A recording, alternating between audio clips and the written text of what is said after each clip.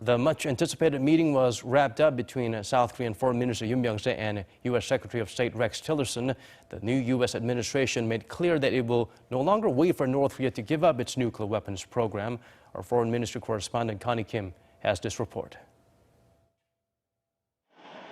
U.S. Secretary of State Rex Tillerson's visit to South Korea, his second stop of his first trip to Asia, was a highly anticipated one as it comes on the heels of North Korea's recent ballistic missile launches and potential additional nuclear test and ICBM test launch.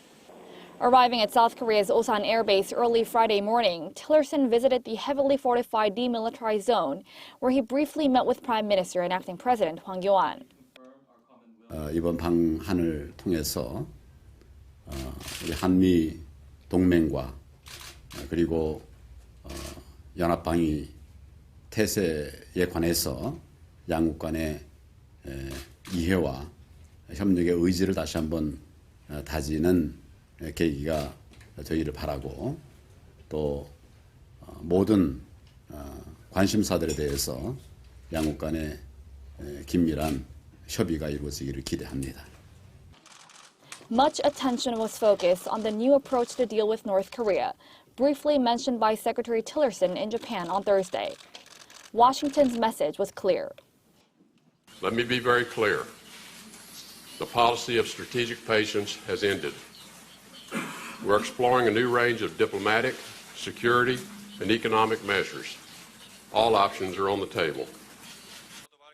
By all options, Tillerson hinted of possible military action against North Korea, saying that the regime will be met with an appropriate response if Pyongyang takes actions that threaten South Korean forces or American forces.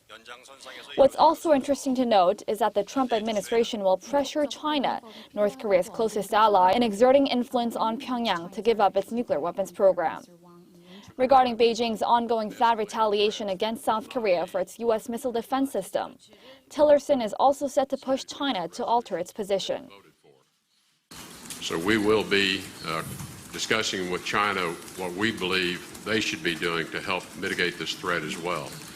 As to their punitive actions against South Korea because of the agreement to install the THAAD system, as I indicated in my remarks, we believe these actions are unnecessary, and we believe they're troubling. South Korea's foreign ministry officials had said Tillerson's visit to China is timely, as Beijing had been imposing apparent economic sanctions for Seoul's sovereign decision. Connie Kim, Arirang News.